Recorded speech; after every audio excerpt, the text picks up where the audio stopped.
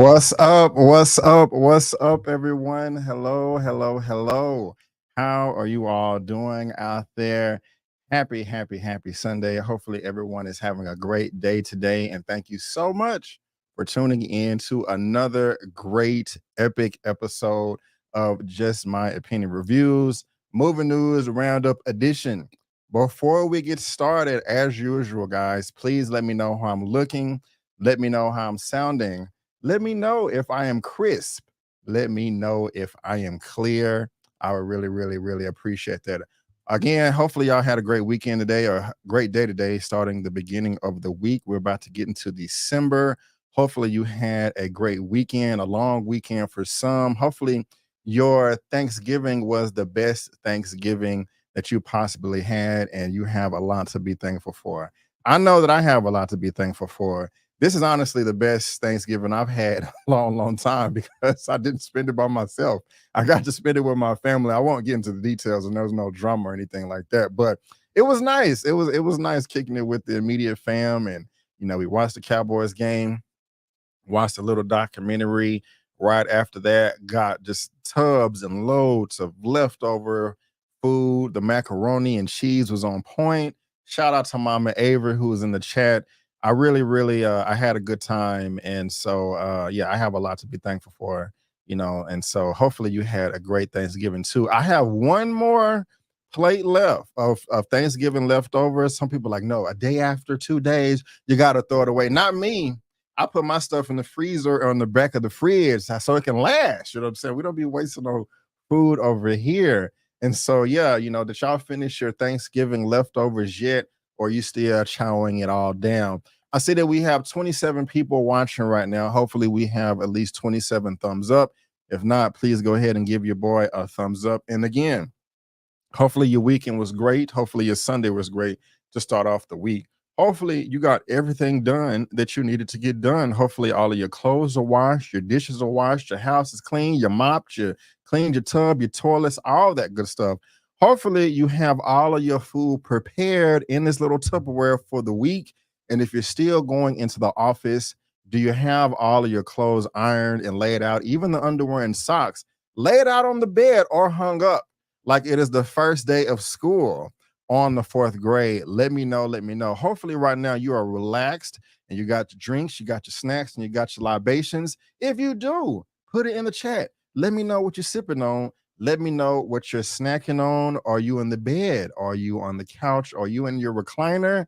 I don't know if you're going to be on the roof because it's kind of cold outside, or you're in the pool, or you in the jacuzzi, or you're at your desk, or you're at work, or you're at a friend's house. Wherever you are in the world. We got Wayne here from the future. Yes, I see him. No matter where you are in the world, hopefully you are relaxed and you chilling, you vibing, and you're ready to kick it with your boy B. Avery for another great movie news roundup show number 109. Clean house real quick. Like I did, like when we ended the broadcast last week with Larry and Kim coming through, and I appreciate them. Afterwards, I was like, man, I'm never doing that again, where I combine two shows, the ones to where I did the movie news roundup show first and then Super Duper right after that. That the show was like 3 hours and 41 minutes long. I had 24 topics. I was like, hell no, I'm gonna split those up, do Super Duper on Saturday, movie news roundup on Sunday. But I'm trying to get people to make my thumbnails now. As you see, I did not create this. It's a little bit better. And I kind of had a little disconnect with somebody that was helping me out, just a misunderstanding. And so I wasn't able to get the thumbnail yesterday for my Super Duper show. And so again, 2 weeks in a row, I'm going to be combining the shows.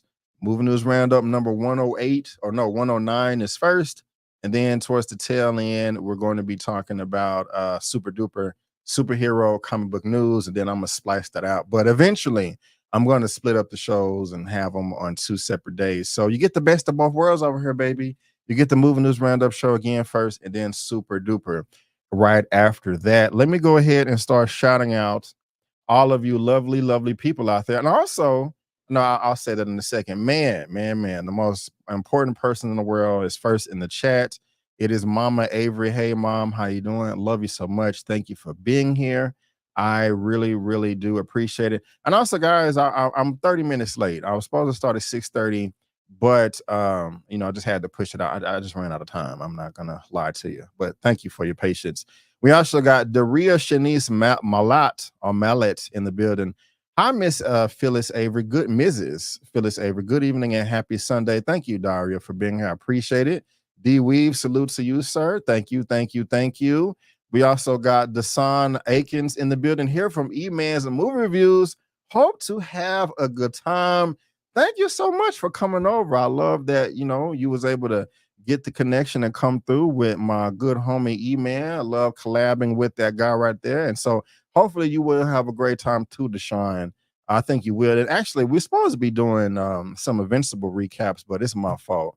But I'm gonna try to catch up with that in a week. But again, thank you for being here. We got SJ Evans in the building. What's good? What's good?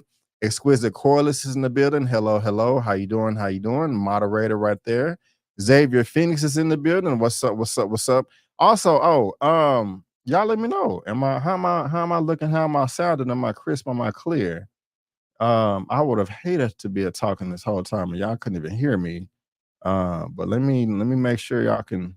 I'm clear and crisp before. Okay, got one. Okay, all right. Thank you, Soto Soto. I appreciate it. Thank you, thank you, thank you. And let's get those thumbs up. Let's see who else we got in here. We got Buck's Thoughts in the building. What's good? What's up, everybody? What's up, B? How you doing? Let's see here. Who else we got in the building? Soto Soto already. Cowboys won on Thursday. Love it, love it. Wayne Turner, yes, our future time traveling subscriber. Hobby Avery is 12:02 p.m. Monday here in Sydney, Australia. After the mess of Scream 7, we might have to get another Sydney Prescott. I know it's crazy. We're definitely going to be talking about all of that and how that studio Spyglass can move forward. Again, everything that we're going to be discussing today is in the description box of this video with the respective links. Baby Toshiro was good. I love it, man. Get those thumbs up. I love it. I love it. I love it. Thank you for being here. We got Chill Spot, aka Thor's Asgardian Queen. Happy Sunday, everyone. Glad I made the live on time. Been running around the galaxy with Thor and Love all weekend. I love it. We appreciate you holding it down in the galaxy. We wouldn't be here without you. Thank you, thank you, thank you. Let's see. We got Kala Kill in the building. What's good? What's good? And sadly, you can't stay. It's all good, man. Catch the replay. Catch the replay. It is all good. Let's see right here. We got Quietest in the Quiet Quest in the building. I'm in the hospital. Oh no, with a minor heart problem. Minor, okay, and stage 5 kidney. Jesus, but I'm holding on, showing your show as always. Well, Quiet Quest, thank you for tuning in, man, and just a shout out to you, a prayer. We're gonna keep in our thoughts and all that. A minor heart problem, man. Let's keep it. I don't even know what to say. I'm lost for words. I hope everything is okay, and I wish you a speedy and well recovery. Keep us posted, and I'm very, very sorry you're not at 100% right now. But thank you for being here, Quiet Quest, and I wish you well very, very soon. Thank you for being here. Let's see here, and we also got Travis Looney in the building. What up? What up? What up? Thank you guys for being here. I really, really, really do appreciate it. So yeah, guys, again, everything that we're going to be discussing today will be in the description box of this video with their respective links. And so if you want to be like, okay, I've heard of this movie, this roundup, but I don't know if I'm into it, what they're going to be talking about. It's down there in the description. You can read along at your own leisure and all of that hot jazz. Of course, I am on YouTube right now, Just My Opinion Reviews, twitch.com/Just My Opinion Reviews.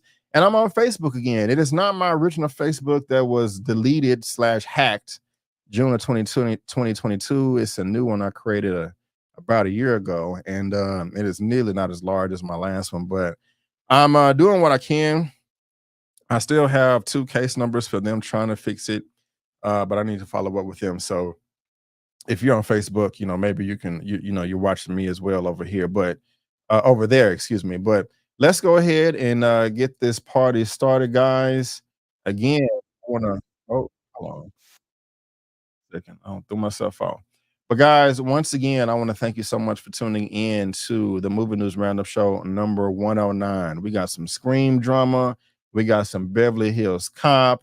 We got some Star Wars. We got some Karate Kid. We got some Toy Story 5. We got a whole bunch of stuff. And so all of that is in the description box of this video. Again, if you want an audio only version of this, you can get it right here at buzzsprout.com. Link is in the description on all of these platforms right here, as well as SoundCloud as well. Shameless plugging over here. Check out my Thanksgiving review. It is a slasher. It is bloody. It is crazy, but it is good. It is entertaining. I'm trying to switch it up with the guest and all that. And so don't know if anybody will show up today, but just in case, Mr. Ron Burgundy, I do need your help. If I'm gonna do this, I'll need my news team at my side.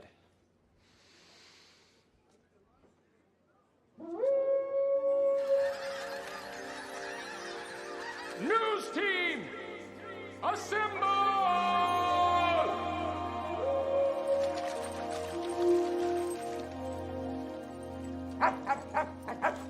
News team, assemble! Appreciate you, Ron. Thank you. He always coming through in the clutch. Saw a few moderators out there that's in the chat as well. And I need your help, moderators. Please, please, please.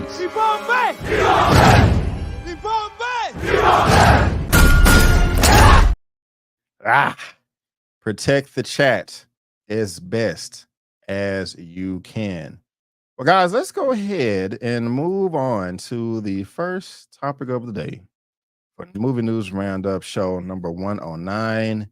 Guys, I have to admit, man, I'm pretty excited about this. If you know me personally, or you've been subscribed to my channel for the longest, you know I'm a big fan of martial arts, kung fu, karate, all of that good stuff.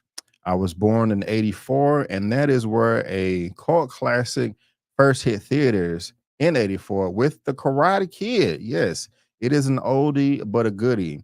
And we thought that after the next Karate Kid, where he had Julie, we thought that was it. But no, in 2010, Jackie Chan and Jaden Smith came out with a reboot where they was in China, and the film was pretty good. I own it on Blu-ray. I forgot to go grab it because y'all know I like to show off my collection. Help me get to 50K subs, and I will display my whole collection. And that movie was pretty good. I liked it. Only thing I didn't like about the movie was the title, The Karate Kid. They should have called it The Kung Fu Kid because there was no karate in that at all. But I think in 2017 or 2018, they wanted to continue the series, not with Jaden Smith and Jackie Chan, but with Cobra Kai. First, it debuted on YouTube as a web series.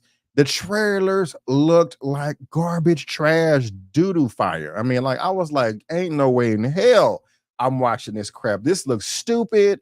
This looks desperate. Hollywood is running out of ideas. I checked it out, guys. It ended up being the best thing since sliced bread. I love the Cobra Kai series. It is so fire. It's not for everybody. It's definitely not for everybody because it's one of the corniest things ever created. But hey, I'm a cornball over here, and I loved it. And I think they on season 4 or 5.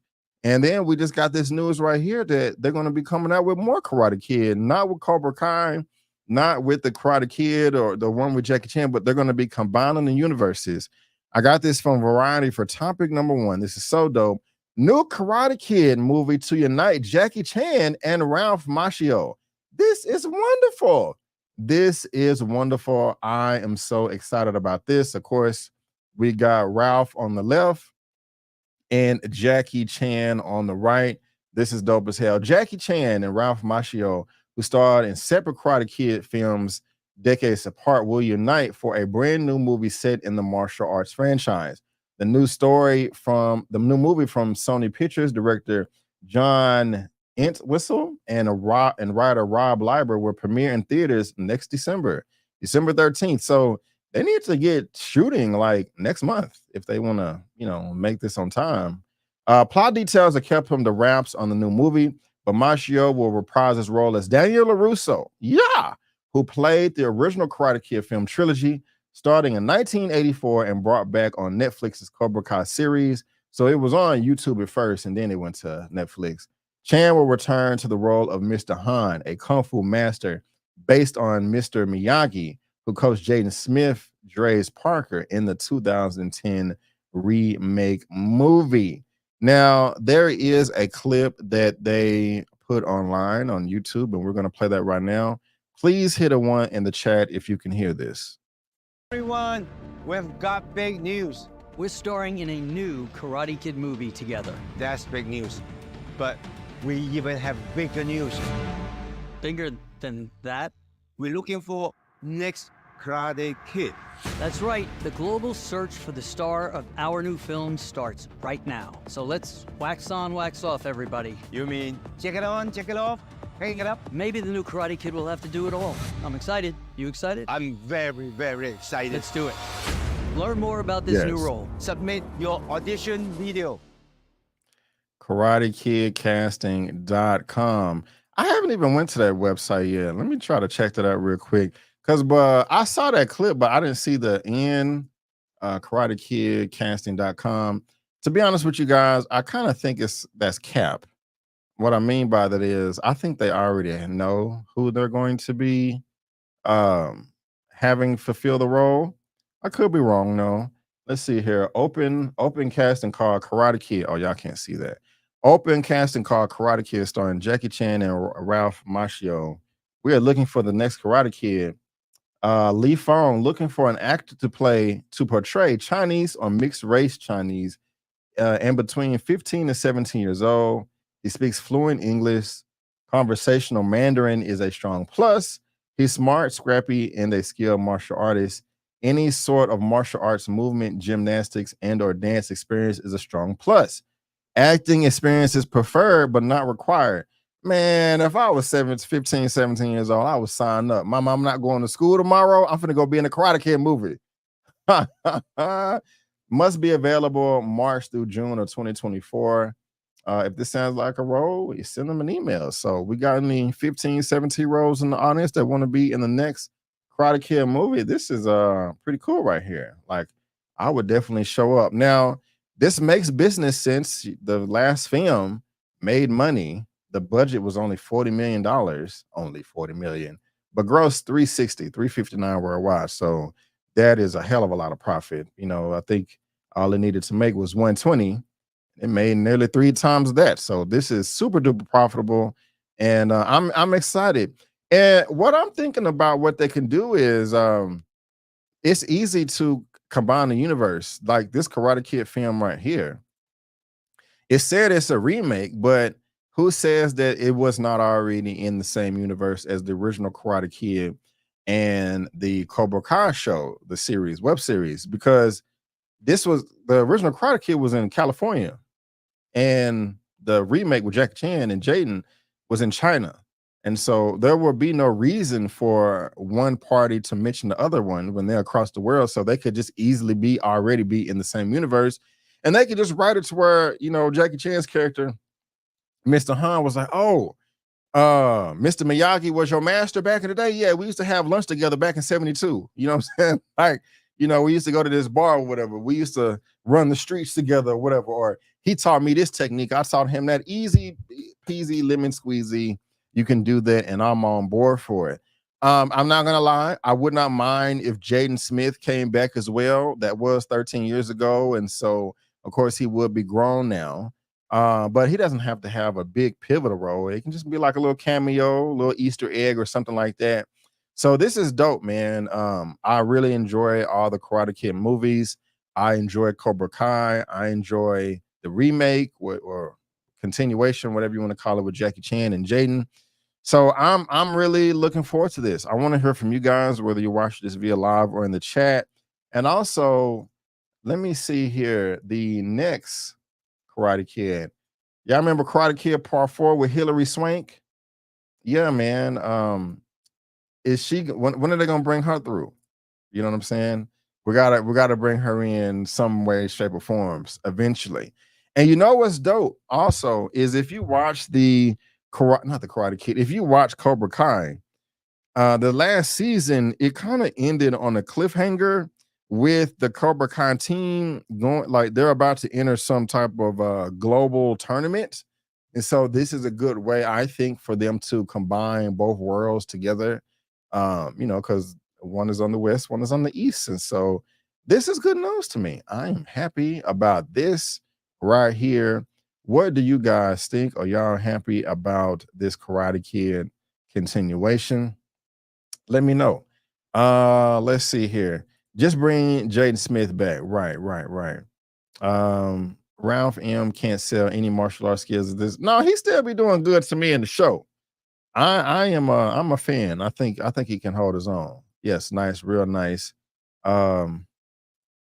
No offense, but Karate Kid is Ralph Macchio. Why is Jackie Chan named first? Is that what let me see. Yeah, okay, I see what you're saying. You know, I didn't even notice that, but you know, hey, it is what it is. We'll have to see. Maybe he'll have a bigger part. And I think they should just bring back Jaden back. You know, he's maybe, but he's a grown man now because he was at least 14 in the first one, and so he will be mid-20s this one. You know, and that's fine. I want to know what this is going to be about. Me too. There was some speculation that one of the new Karate Kid movies, it was going to have a child that knew martial arts, and that was going to be teaching an adult. And I don't know how I feel about that. But you know, you guys let me know. But I think this is super dope right here. New Karate Kid movie combining these two, Jackie Chan, Ralph Macchio. I think this is dope. And you guys let me know as well what you think down in that comment section below. All right.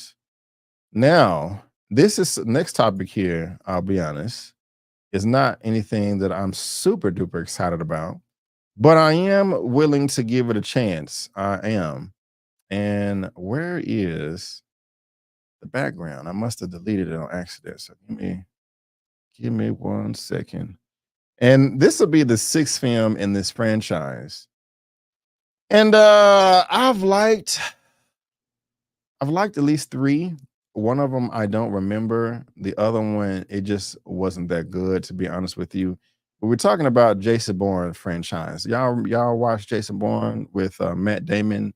And maybe Matt Damon, you know. Y'all let me know if y'all are excited about this. But this is topic number 2. This is coming from Deadline. New Jason Bourne pick in the works at Universal, with All Quiet on the Western Front's Edward Berger in talks to direct The Dish. Now, if we can get this ad out of the way, of course, that's Matt Damon, Jason Bourne, and this is Ed Berger, who will be taking over. Deadline has the exclusive. After his World War I epic, All Quiet on the Western Front took home the Oscar for Best International Feature Film and 3 others. Director Edward Berger might have found his follow-up project with one of the biggest action heroes of this century. Sources tell Deadline that Universal Pictures is looking to get back in business with Jason Bourne, as the studio has begun early development on a new installment in the Jason Bourne franchise, and that Berger is in negotiation to oversee development and direct the pick. Now, like I said, Mr. Berger, this is him right here. He did do All Quiet on the Western Front. That was nominated for a number of Oscars. It won for something. Let's see, what did it win for? But this was a pretty good movie. I remember the score. God, get out of here, Coca-Cola ad. I remember the score was super dope. Very good action scenes. Yeah, won 4 Oscars. So, you know, he knows what he's doing. You know, if the person that was at the helm of this project right here is taking over the Bourne franchise, that is one thing that will get me excited about it. I'm trying to, okay, get out of here, ads. So it won Best International Feature Film, Best Achievement in Music Written, and I'm not gonna go over everything. It was nominated too. Internet's acting kind of janky, but if he's in charge of it, you know, this does make me a bit excited. Universal cannot be reached for comment, and also insiders close to the project say there's no script at this time, but it is still in early development. So with all the awards and accolades that he got, a lot of people are really looking forward to this right here. You know, I am too. Now, if we look at the Bourne franchise, the last one this came out, the year I graduated high school. That was a long time ago. Made money, 60 million budget, 214 worldwide. Of course, the first one made money. We wouldn't be having a part 6 if it didn't. My favorite one was The Bourne Ultimatum. Came out in 2007. Was 110. So 3 times that would be 330, and it made that much. So it's definitely profitable.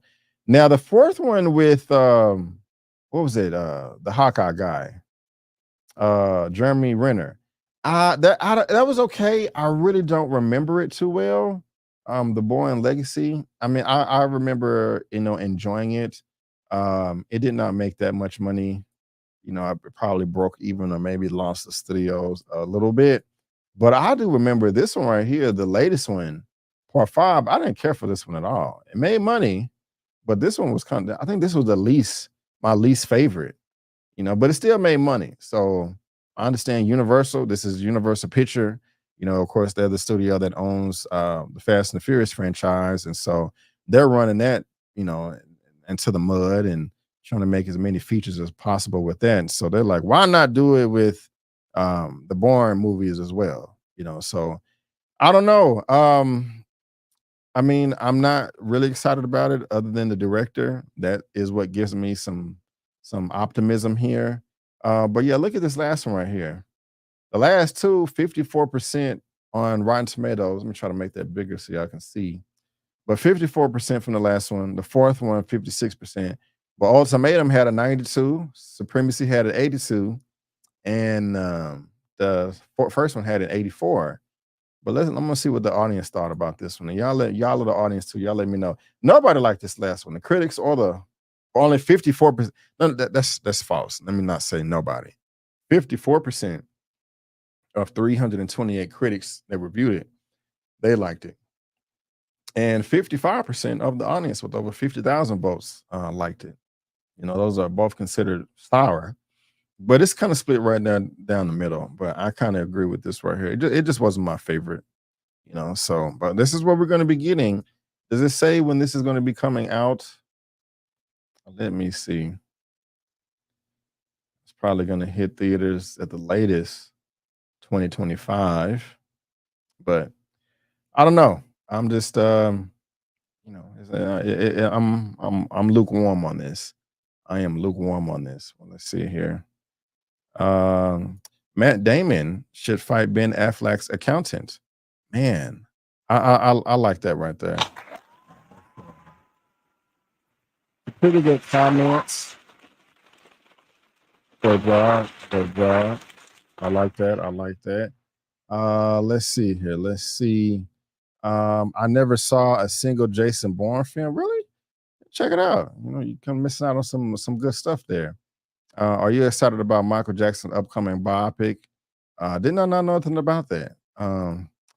Honestly, it was quick cuts to make it seem like Damon could fight. Oh, really, baby? To Sharronda? No, sir. You don't remember Bourne Ultimatum when he was fighting the guy that did Akuma in the Street Fighter Assassin's Fist, where I forgot his name. I feel so bad. Crap. I want to give this guy some credit too. I cannot believe I'm forgetting his name right now. Joey Ansa. When he was chasing him on the rooftops, the camera followed Jason Bourne. They jumped across the building into the window, and the camera followed them through the window, and they was fighting with those books in the bookshelf. That scene was incredible. And you didn't like it? That's so unfortunate. But all things are subjective. But I thought it was dope as hell. So let's see here. Never seen Jason Bourne, can't connect with the character. Okay. Jason Bourne 4 was forgettable. Yeah, I don't really remember much about it myself. But hopefully this one will be elbow cough. Hopefully this one will be memorable and we can have a good time with it. So we'll see. I mean, I'm not excited about it myself, so I can't expect everybody else to be. But, again, all things are subjective. But if you guys are looking forward to this right here, let me know in that comment section below. Again, whether you're watching this via live or via the replay, because I'm down to know. And again, there's a link in the description box below for you to read at your own leisure. But guys, let's go ahead and move on to topic number 3. One of the main topics that we're going to be talking about today. A lot of drama surrounding this. A lot of people are like, what the hell is going on with the Scream franchise, man? It was such on a high note. And of course, I enjoyed Screams 1 through 3. Those films came out when I was in high school. I remember who I was with every single time I saw one of the Scream movies. First time I saw Scream 1 was with my homeboy, Chris, that I grew up with. Been knowing him since 2nd grade. That was because I grew up a scary cat, right? And he was like, B, you gonna watch this Scream movie? It's not that bad. We're gonna face your fears and you're gonna embrace this. I was like, all right. So I remember watching Scream 1 at his house, and I was like, man, I was proud of myself. I was like, I got through this, and it wasn't that bad. And he kind of helped me overcome my fears. And then I saw Scream 2 and 3 and enjoyed that as well. Scream 4, I remember with Anthony Anderson, I did not like that one. I thought it was stupid as hell. I thought it was horrible. Why did y'all make this? Let the franchise die. But when they came out with Scream 5 in 2022, they really brought the franchise back, and I enjoyed it. And I enjoyed Scream 6 even more. I thought Ghostface was very, very bold with his kills, and I was like, this is new, this is fresh, something I've never seen before. And y'all can keep the same energy. Hey, let's keep doing it. They're profitable, still look quite silly, and you still have some of the characters doing some illogical stuff towards the end. But for the most part, I really did like it. But guys, it seemed, and the 2 stars that came through to give this franchise new energy, Melissa Barrera and Jenna Ortega. I didn't know much about Melissa prior to this, and maybe many other people didn't as well. And Jenna Ortega, she done popped up out of nowhere. She's really doing her thing with the Wednesday show on Netflix. I haven't seen it, but I've heard nothing but good things. But all of that may be coming to an end. This is topic number 3 from the Hollywood Reporter. Melissa Barrera was dropped. She was fired from Screen 7 after social media posts concerning Israel-Hamas war.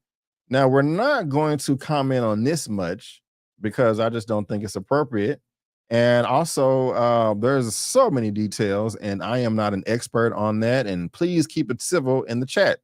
If I see anything that shouldn't be there, unfortunately, I have to remove it. But one thing we will talk about is how sensitive this topic is, or whether what side you're on.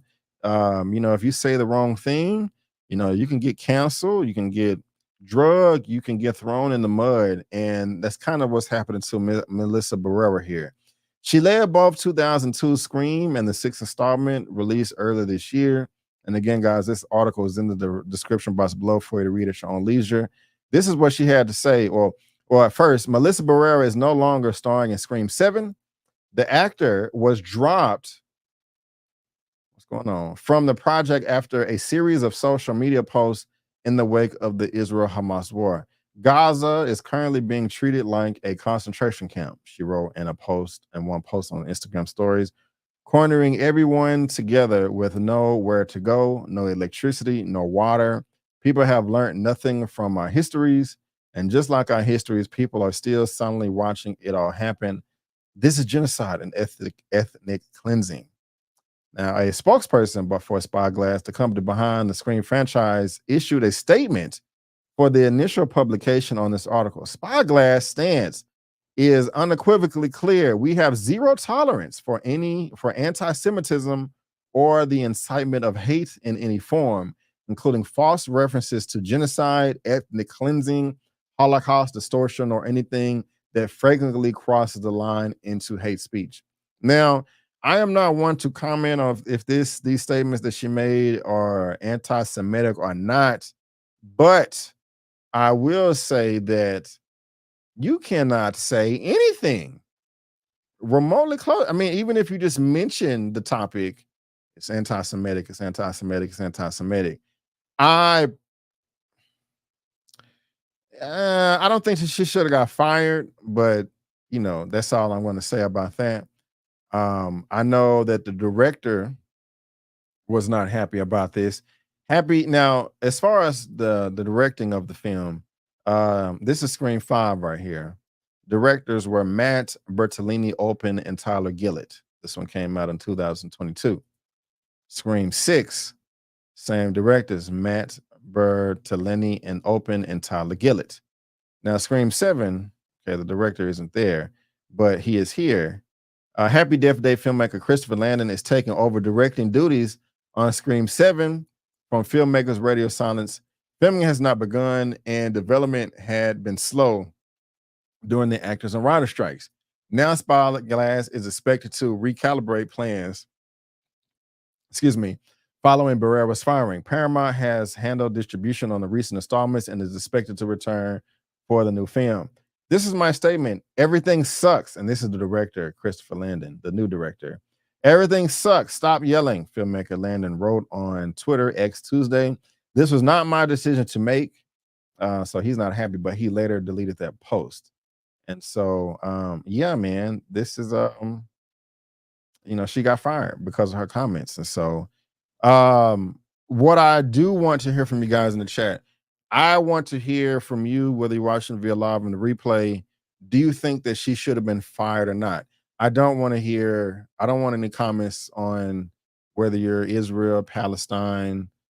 I'd just rather not you comment that, like, these are people are right, these people are wrong, vice versa. Let's keep the chat in the comment section clear of that, please.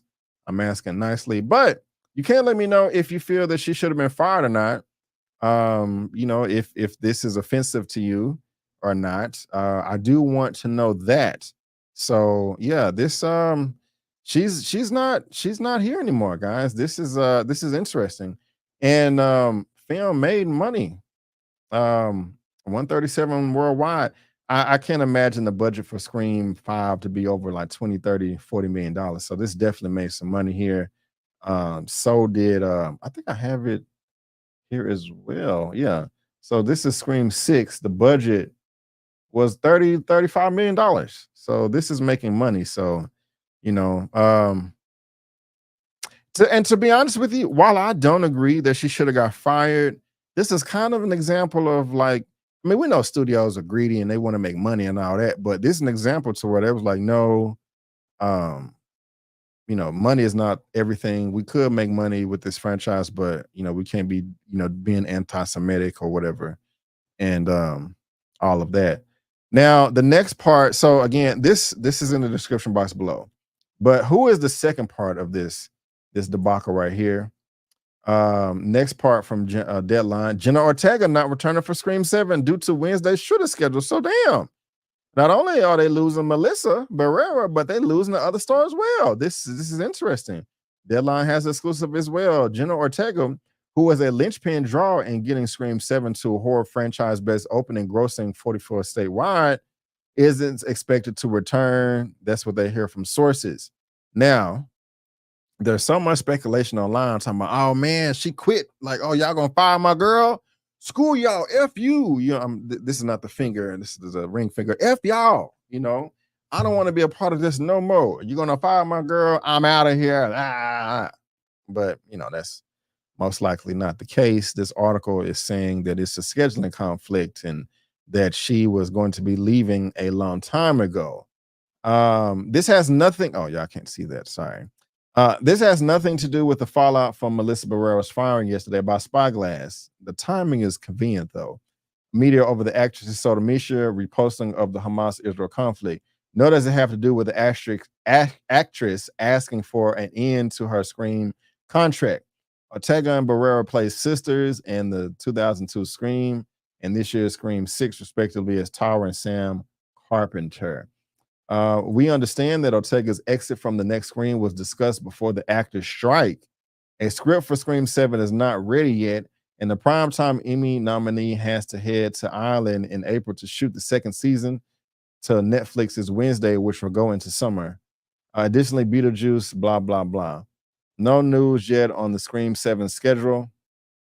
And again, Christopher Landon is pissed off. So, I've heard this from a number of people that, yeah, this has nothing to do with the firing. She was going to be leaving anyway.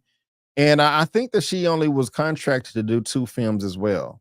So that may just be convenient timing. And it looks like something else, but I kind of believe that she wasn't signed up anyway. She wasn't coming back. I don't think this is due to the firing. I could be wrong. I have no way to prove that or anything. And so, yeah, this franchise seems like it's dead. Or is it dead? Because guess what? Even though Melissa Barrera and Jenna Ortega will not be in Scream 7, they was in part 5 and part 6. And Neve Campbell was in part 5, but she was not in part 6 because she was like, look, I am the main person for this franchise. I am, I've been here from the beginning, okay, since I think 97 or whenever the first one came out. Show me the money, okay, damn it, this is number 6. Show me the money. And they was like, no, we don't want to pay you what you think you're worth. We can move on without you. And they did that. And the sequel, Scream 6, was still good without her. But it looks like they're going to be picking up the phone like, we're sorry, can we make a deal? Next part of this right here from Variety. Scream 7 faces full creative reboot after losing Jenna Ortega, Neve Campbell, and Patrick Dempsey on the wish list. I think Patrick Dempsey was in the third one. But let's get into this. The Scream franchise lost 2 stars this week, putting the 7th film in a creative conundrum, according to sources familiar with the project. And we just went over all of that. That decision was made after the company was notified that Jenna Ortega, whose star has risen considerably since she joined the beloved Wes Craven horror series, will not return due to a scheduling conflict. There's been a lot of backlash online, including the director, which we talked about. And it seems like the sequel is collapsing in real time. So what are they going to do? What do y'all think they can do? This is somewhat hilarious to me. So who will have to do battle with the mass killer? The Scream movies have a bench of characters who are still alive or who could be reanimated. These include Neve Campbell and Courtney Cox. The original stars of the series. Campbell appeared in 2002 Scream, but opted not to return for Scream 6 over a salary dispute. Producers are keen to see her reclaim her iconic character, Sidney Prescott. Another possibility could be Patrick Dempsey, who had a scene-stealing turn in 2000 Scream 3. None of these actors have been in negotiations thus far. Now, in my humble opinion, hence the name of my channel, I think that if they can get Patrick Dempsey and Neve Campbell back and Courtney Cox, that, nobody will lose a moment of sleep. The franchise can still move on and it'll be great. Sure, it would be better if Melissa and Jenna could reprise the roles again, but if you get Neve Campbell and Courtney Cox and Patrick Dempsey back, all is good. All is solved, and you're gonna have to pay her, rightfully so. I don't see what the issue could be. Excuse me, I'm so sorry. Neve Campbell was in Scream 5, right? So she had a paycheck. Melissa Barrera had a paycheck, and Jenna Ortega had a paycheck. Well, if Jenna Ortega and Melissa not there, whatever they was getting paid, just give it to Neve.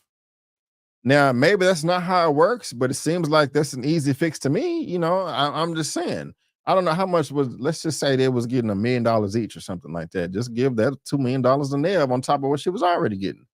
I don't know. I mean, it just seems like it seems like a no-brainer to me. I like this baby. Yeah. I like that. Bring Jada back and kill her again. No, that's me. But she died in part 2. So I mean, is this fixable? Is this salvageable? Guys, are y'all mad? Are you upset that Melissa Barrera and Jenna Ortega are not part of the franchise anymore? I mean, it sucks to me, but I can definitely get over it. If they can't get them back and Neve Campbell, I definitely don't think they should just reboot the whole thing. No, that would be a horrible idea, stupid. And another thing is, these executives be firing people off these social media posts and then regretting it later on. We saw what happened with Disney a number of years ago with Alan Horn, the guy that was the director over all of the Disney films. When he fired James Gunn, he realized he made a mistake. Then they hired him back, but during his outing, he got hired over at Warner Brothers Discovery, and now he's the creative officer over there. As soon as Alan Horn fired him, everybody was like, oh, you're available now? Come work for me. One of the best things that ever happened to James Gunn, and Alan Horn regretted that. Same thing here with Spyglass. It was very, immediate and reactionary, in my opinion. Maybe you guys disagree, and we'll look at the comments later. But this just wasn't a good idea for Melissa, in my opinion. And then you have Jenna Ortega. That's a scheduling conflict. Okay, part 5 of Scream came out in 2022. Part 6 came out in 2023. Why does part 7 have to come out next year? Just wait. Let her film her Wednesday. And if nobody's gonna be like, oh, I don't want to go see Scream 7 if I have to wait another year. I don't get that. So it's just, these are mistakes, in my opinion, overall. What do y'all think? Do y'all agree or you disagree? Let me know. Neil want to get paid. This is true. This is true. Jenna is keeping to her beliefs / standards. Yes, she is. It seems like the studio was being preemptive with the firing. Decision could end up backfiring on them. I like that chill spot. I agree. Let's see. I don't know, but as a celebrity, I think it's kind of rocky to discuss political topics. Yes, certain political topics. Some, they're just blatantly obvious that you shouldn't, be doing. Like if somebody was talking about George Floyd was murdered and it shouldn't have been, I think I scream that all day. You know what I'm saying? Thank you. I don't know what I'm saying I'm right about, but y'all let me know. Oh, you let me know. Love Scream 6. Yeah, it was straight. It was straight. Yeah, Scream 4 was a travesty. I really didn't like the acting of Jenna Ortega in Scream 5. And so appreciate the comments, guys. Appreciate. Let me see about this comment before. The trick is too quiet. Don't know if I can put that one up just to be safe. We opened up the door to censorship with cancel culture. The hysteria over COVID misinformation made things worse. Now you get canceled for not repeating talking points. This is true. This is true. So yeah, man, what do y'all think about this? Is this a big deal? Is it not a big deal? How do you think the franchise should proceed on, if at all? Whose side are you on? Are you on the studio side or are you on the actor side? Will the franchise succeed if they bring Nev Campbell back? Or will it not? Do they need Melissa Barrera or Jenna Ortega or Patrick Dempsey or Courtney Cox? How would you proceed? Let me know in that comment section below. And again, all 3 of those articles are in the description box below for you all to read at your own leisure. Oh, and again, I brought it up, but people like Scream 5 and people like Scream 6 too. So got some pretty decent scores on the Rotten Tomatoes over there. So, but let's move on to the next topic. This is topic number 4. And I'm definitely looking forward to this right here. Even though I'm a big fan of Eddie Murphy. I am. That's my boy. I did not like Coming to America 2 or Coming to America. That was trash. I did not like that. However, I did like what was it? The Welcome to Dolomite movie that he made on Netflix a number of years ago. And so hopefully this new Beverly Hills Cop that we're going to be talking about is will be in that same amount of caliber. Now, let's see here. He did I see You People? You People was okay. This is Eddie Murphy's IMDb, just in case. So You People was okay. Coming to America was trash. Dolomite, Dolomite Is My Name was off the chain. One of my favorite movies of that year. I love that. I didn't mean to click it. Let me go back. And I just want to see what he has. The Candy Cane Lane coming out here pretty soon. Let's see here. Mr. Church, I did not see that. Well, all these 1,000 words. Has he not done? Hold on. Okay, Tower Heights. I remember that 2011. 1,000 words. That was okay. These 2 were okay. Hold on. What has he done? 1,000 words. Shrek. He hasn't really done much. Mr. Church. I don't remember Mr. Church. Dolomite Is My Name, 2019. Okay. I'm Coming to America. Okay. So the last thing that I loved of him was Dolomite Is My Name. But this is topic number 4 or 6, however you want to do it. Coming from comicbook.com, Beverly Hills Cop 4 first look at Eddie Murphy as Axel Foley. Eddie Murphy returns as Axel Foley after a 30-year hiatus in the 2024 Netflix movie. Netflix has released the first look at Eddie Murphy in Beverly Hills Cop as Axel Foley. The film will mark Murphy's first appearance as the character from the previous trilogy of Beverly Hills Cops movies in 30 years. Anytime he walks on set, you never know what you're going to get, and it's always pretty brilliant. Producer Jared Bruckheimer tells Empire, which revealed the photo in its 2024 preview issue. Every day he's there, throws you back to the 80s. Mark Malloy is directing Beverly Hills Cop Axel Foley for Netflix in his feature debut. And Kevin Etten wrote the script. Now, majority of the cast is coming back, so that's dope as well. And here is the first look photo right here. Here it is, guys. Let me see if I can make this a bit bigger for you. But I really enjoyed the Beverly Hills Cop franchise, part 1, part 2. Everybody poo-poos on part 3, says it's stupid, but I still found some enjoyment out of it, to be honest with you. I think I remember towards the end, the dude had a gun that was also a microwave at the same time. And why do I have the Scream 7 banner at the bottom? I'm sorry. Let me fix the banner. I enjoyed it. I enjoyed it. And so this is something I'm looking forward to. And so we knew that this was coming out for a long we knew that this was coming out for a while. And now we have the first look photo. And so this is dope right here. To me, my opinion. Is this something y'all are looking forward to? Murphy first played Axel Murphy at 22 in 1984. They've been trying to make another Beverly Hills Cop for 15 years now. Murphy previously said, right now, Netflix has it, and they're trying to develop a script. That's what we're supposed to be doing next, but I'm not doing nothing unless the script is right. I didn't feel any pressure. When you're young, you kind of take everything.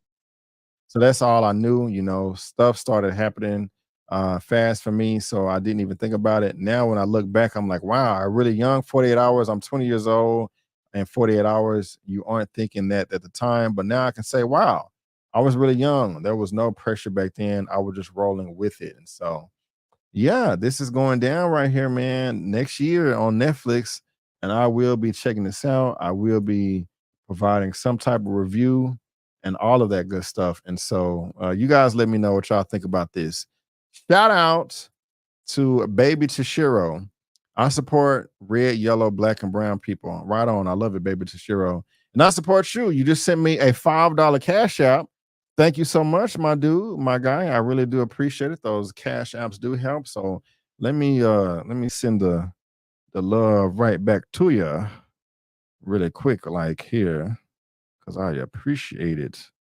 Let's see here. Am I on the right account? No, I'm in my personal account, so I don't have enough time to log in and log out while I got on live. But I got you, Baby Toshiro. I got you. You know what I'm saying? We appreciate it. Thank you for the $5 super, not super chat, but cash app. Thank you. All right. Who's looking forward to Beverly Hills Cop 4? Marvelisa, you'll pass. What?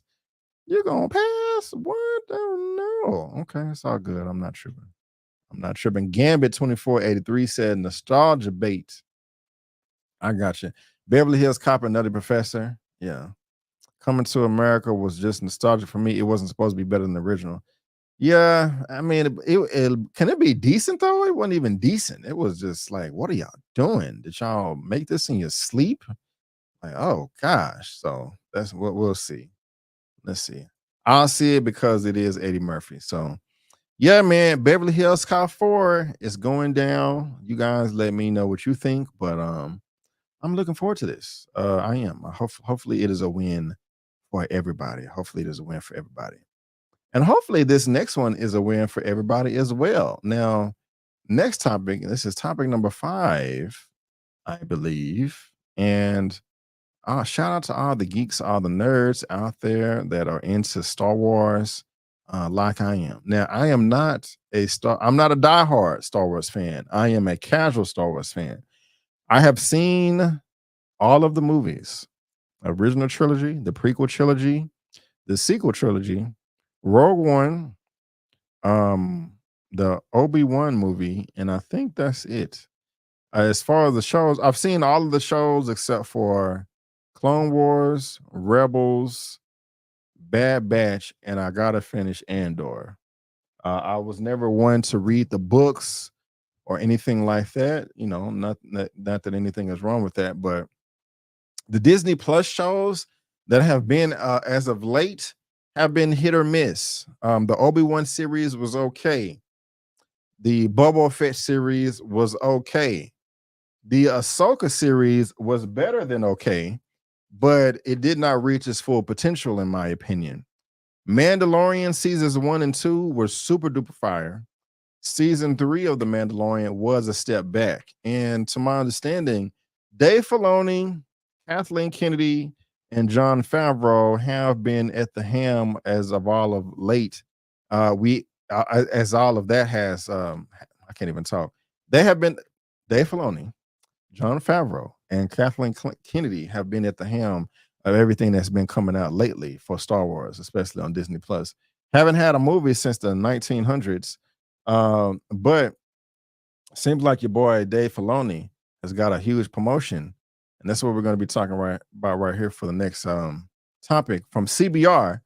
Star Wars Ahsoka creator Dave Filoni named Lucasfilm's chief creative officer. Cannot wait to see what you guys think about this. As Lucasfilm's new CCO, Chief Creative Officer, Dave Filoni will be much more involved with developing Star Wars projects. After Star Wars Ahsoka wrapped up on Disney Plus, he was given the promotion at Lucasfilms. Per Vanity Fair, Filoni has been officially named as Lucasfilm's Chief Creative Officer. It's the culmination of nearly 2 decades of work with Star Wars universe, dating back to when Filoni entered the fray with the animated Clone Wars series. Having impressed fans with the franchise, with all he's done, Filoni's new job will see him getting much more involved with the creative process with upcoming Star Wars projects. It's a big change from how he'd be brought into aftermath of the brainstorming he had already completed. Now I'm what's called a chief creative officer of Lucasfilm, Filoni explained. In the past, in a lot of projects, I'll be brought into it. I would see it after it had already been developed in a good ways. In this new role, it opened up to basically everything that's going on. When we're planning the future of what we're doing now, I'm involved at the inception phase. So I did not know this. I thought he was involved in a lot of the creative process that we've gotten lately. I did not know that he was only a part of it until after the fact, after it was already made, and he was just kind of giving some notes here and there.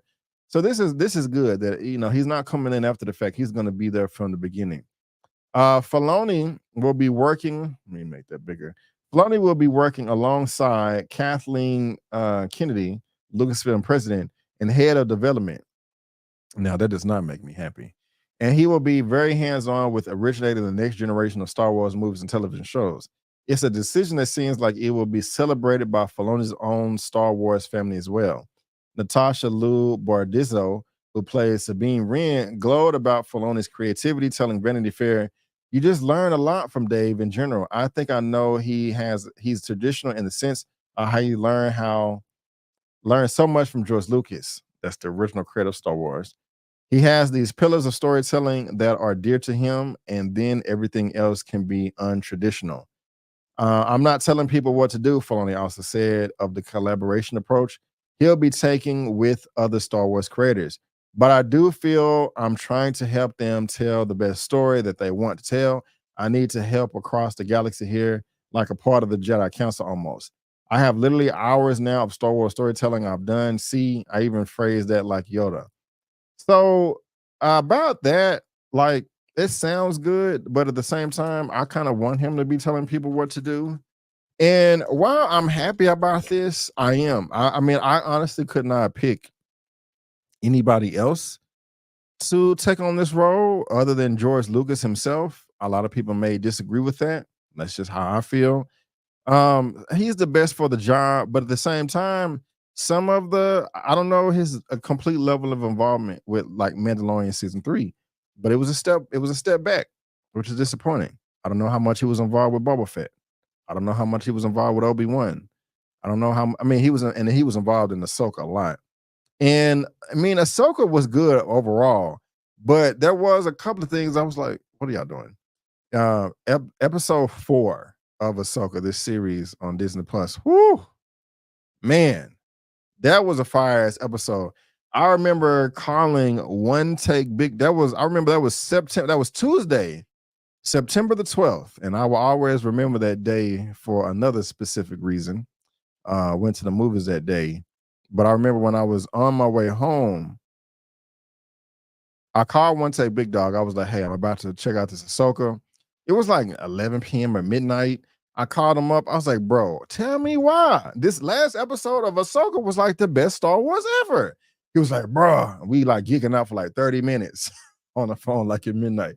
He's like, da da da da. He was like, "Man, and you don't even watch Rebels or Clone Wars, so this is connected with this. Are you able to understand?" We was having a fun time. It's rare that I'm calling somebody at midnight to geek out about how thrilled I am about a show and or a movie. Once just because people in general, it's like, "I'm going to bed, man. What the hell you doing?" But we cool like that. But I was blown away. So if you can bring that type of energy, that's great. But again, every episode of every episode of Ahsoka wasn't like that. It was some of them where I was like, okay, that could have been better, or I don't like this creative decision here.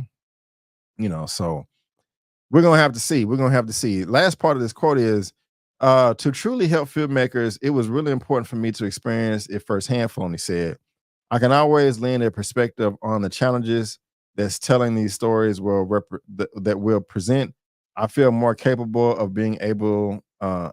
I feel more capable of actually being helpful outside of just saying it. Well, Jedi's are like this and Sith are like this. Star Wars Ahsoka can be streamed on Disney Plus." And so overall, I'm happy about this. But the only thing I've heard rumors and speculations about creative things that Kathleen Kennedy has done, and I'm not happy with it. And I just want her to walk away. I'm not saying that Kathleen Kennedy is a horrible producer and just has no film knowledge at all. That would be a very ignorant thing to say. I don't want her touching Star Wars, though. I don't think that she's the best when it comes to Star Wars, especially creatively. I just think that that's just not her cup of tea, and that's fine. That is fine. She has done other great things. Star Wars is just not for her, in my opinion. What is your opinion? What do you guys think? I want to know. I want to know. So you guys let me know. Chill Spot. I wonder if Lucasfilm was pressured to release more Disney Plus content like Marvel was. This could explain the quality. Well, very, very true. Very, very, very, very true. I do agree. I do agree with that. I do agree with that. And can y'all hear that sound effect? Let me know. Let me know how that volume is, because I messed it up last time. The Lawrence Report. So Dave is a new Kevin Feige version of Star Wars. Yes. Seems like it, to my understanding. Seems like it. FYI, Dave Filoni created the Clone Wars animated series. Okay. Kevin Feige has way more power. He gets to hire and fire people. Dave is just a storyboarding guy. I think you're right, Rurutu. I think you're right. And Kevin Feige over at Marvel, before 2019, the only two people he had to report to was Alan Horn and Bob Iger. But then when Bob Chapek came through, Bob Chapek created a bunch of stupid hierarchy of power and took some of Kevin's power away. But now that Iger's back, I think he has that power again. I think now Kevin Feige literally only has to report to Bob Iger. So yeah, keep Kennedy away. I'll start caring about Star Wars if they move away from the current Skywalker Jason timeline.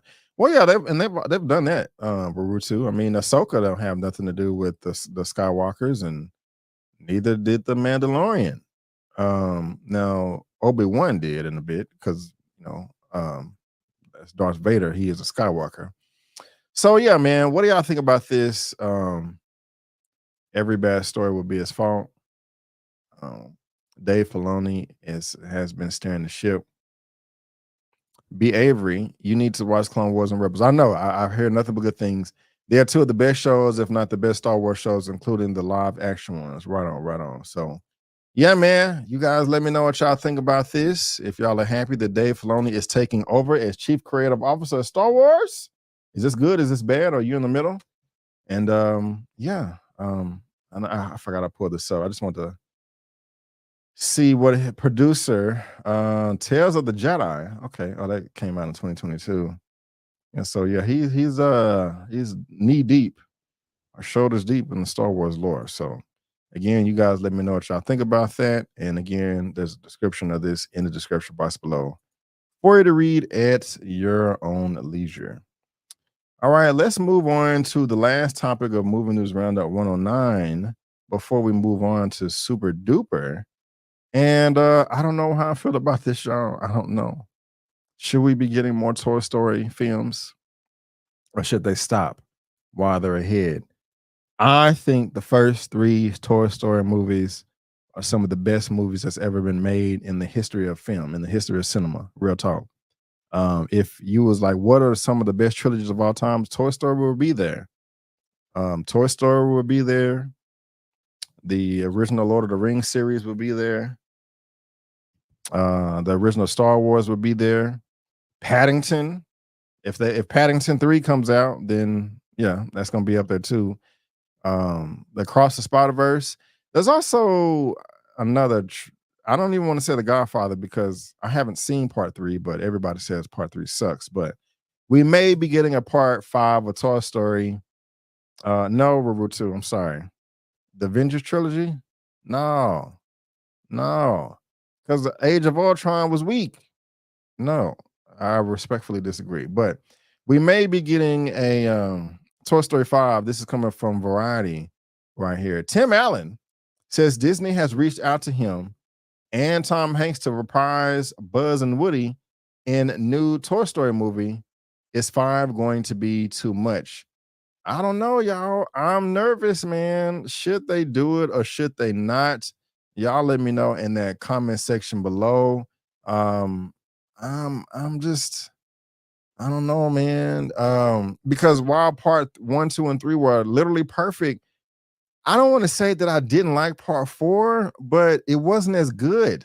And I've only seen it once. Maybe I need to revisit it. And I do remember I was a little sleepy when I saw it in theaters. But I don't know if they should make this because I don't want them to damage the franchise. But let's see what they're saying in this report right here. I'm nervous. Disney CEO Bob Iger announced in February that a new Toy Story movie was in development along with new installments in the Frozen and Zootopia franchises. No further details were provided at this time, but it appears the new Toy Story movie will not be another tangentially related spinoff like Lightyear, which was disappointing, but return to the core story centered on Woody and Buzz. Tim Allen appeared on The Tonight Show ahead of Thanksgiving and confirmed both he and Tom Hanks have been contacted by Disney for what sounds like Toy Story 5. The actor said one of the creators of the original series is behind the film script. One of the creators of the original series, okay, is behind the script, although he wouldn't reveal who it is at this time. So I'm assuming that this original creator was part of the 1, 2, or 3 and not 4. That's good news. That is good news right there. Bob Iger, head of Disney, said it was on and actually said it was going to happen. Allen said they have reached out to Tom and I to reprise the roles. Not saying anything about it. You wonder if 4 was too many. Is 5 going to be too much? Allen added, according to the scuttlebutt, the writers that's doing it wrote one of the better ones and said, if I didn't get this right, I wouldn't do it. It could be very, very interesting way to reunite. Okay, that's good right there. It is. You know, they don't want to make it unless it's fire. And, 1, 2, and 3 were perfect. And if it's the same people that did that and they're trying to give that same energy, cool. They know they cannot mess this up right here. Toy Story 4 opened in 2019 to rave reviews, made over $1 billion worldwide box office. The film set a record at the time for the biggest animated film launch worldwide, opening at $244.5 million. Fans were originally concerned that Toy Story 4 might ruin the perfect send-off that Pixar created for the characters in 2010 Toy Story 3. Y'all, like everybody else, I cried in Toy Story 3. I cried. I am not ashamed of it. I was in there like, oh my God, like, oh man. That was, man, I was bawling in Toy Story 3. Not ashamed of it. No shame in my game at all, man. You can put that on my tombstone. Brandon Keith Avery cried in Toy Story 3. You don't got to put that. You can put something else, but I wouldn't be mad. But yeah, man. And with me, like I said, Toy Story 1, 2, and 3 were perfect. Perfect 10s out of 10s. And for me to give a film a perfect 10, one of the things that's consistent for me, at least in the way I rate things, is if it can evoke an emotional response out of me. And part 4 was not able to do that. Not saying that it was bad, it just wasn't as good as I wanted it to be, you know. Let's see here. Characters in Toy Story 3 being in ticket sales and the Oscar win for animated feature, but that turned out not to be the case for Toy Story 4, equally beloved. One thing is for sure, Pixar needs a box office hit. Toy Story 5 is a no-brainer on paper. At least the studio flopped at the box office in 2022 with Lightyear. Yeah, this didn't make no money at all, and slightly rebounded with Elemental this year. The decision to send original Pixar efforts such as Soul, Luca, and Turning Red straight to streaming on Disney Plus during the pandemic had negative impact on the studio's theatrical output. Although bringing back franchises with Inside Out 2 in 2024 and Toy Story 5 in the future should prove beneficial. All of this right here was Bob Chapek's fault. You know what I'm saying? And again, this is just another example of how just because, like, I remember Joey Ansa, the guy I was talking about earlier, I remember him saying this back in 2010 when he was promoting his Street Fighter Assassin's Fist web series on YouTube. He was like, guys, these executive producers, they be making mistakes and doing stupid stuff. These are normal human beings, not aliens from Planet X across the galaxy. Bob Iger, he's the head of Disney. He made a mistake by hiring Bob Chapek. He thought that he was going to be a good successor, and that ended up biting everybody in the behind. Made a mistake. Spoke about Alan Horn earlier. He made a mistake by firing James Gunn. What was the director's name at Warner Brothers that during the pandemic, he made the dumbest decision in cinematic Hollywood history of, hey, let's release all of our theatrical releases on streaming. Okay, that made the company go under, and why it got bought out by Discovery. He was fired with everybody else. I forgot his name. Kevin Tsuchihara and all them over at Warner Brothers. They bastardized the Justice League Josh Whedon cut movie because he wanted a bonus. I can go down a list of all these big wigs making, horrible decisions. And I just thought about that, because of this right here. This is all Bob Chapek's fault, which tarnished the brand. But guys, do y'all want to see a Toy Story 5? Do y'all think that they should continue this franchise or leave it the hell alone where it is? Let me know in the comment section. After going over this report right here, I'm for it. I think this will be, I'm nervous, but I think they should go for it. I think that they should definitely go for it. And I'm rooting for them. I really did enjoy Toy Story 5. And you know what? This is on my bucket list. I've always said, I remember when the first Toy Story came out, I said, I'm going to get by myself a Buzz Lightyear action figure. I still have not done that this day. I'm going to buy me one. I don't know if I'm going to do it this year for Christmas or next year, but I'm going to buy me one. I just want a Buzz Lightyear action figure. Not something a little cheap, but one of them real good ones. And so, do y'all have any Toy Story action figures or anything like that? Let me know. You cried too? Yeah, we cried over here. Let's see here. No, leave it alone. Okay. Only if they can do it right. Okay. Chill spot. My question is, what is the plot? How much more story do they have left? A matter of fact, yeah. So at the end of Toy Story 4, it was said that, at the end of Toy Story 4, Buzz, he stayed with the crew and Woody left. So this one is, they're going to be apparently reuniting the cast, reuniting the crew. And I think that's a good job right there. I think, I don't want to see it if both of them are not going to be there, if they're not going to be reunited, so yeah, this is, I'm down for that. Exquisite Cordless 5 is too much. Okay. Gotcha. You still got a friend in me. Right on. Well, guys, what do y'all think about that? Let me know down in the comment section below. And again, if you're watching this via live or in the replay, there is a link down to this in the description box below for you to read at your own leisure. Well, ladies and gentlemen, boys and girls, are y'all ready to talk some superhero comic book news? Let me know down in that comment section below. Give me a 1 in the chat if you're ready to talk about some superhero comic book news, because we are done with Movie News Roundup show number 109, about to get into Super Duper. I'm not moving forward unless I say, okay, we got a 1 in the chat. All right, guys. Well, it's that time now. Thank you for tuning in to Movie News Roundup 109. Let's transition over to Super Duper, talk about some superhero comic book news, and we'll be right back after this.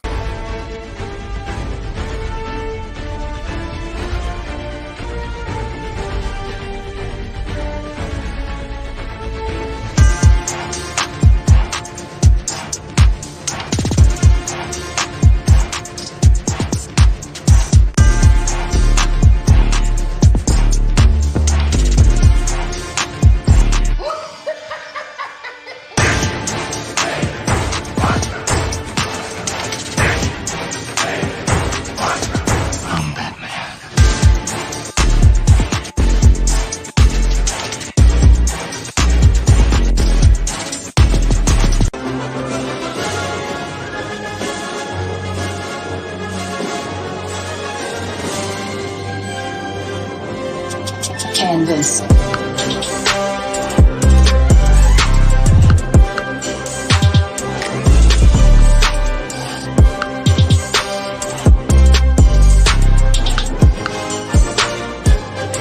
Would you care to step outside?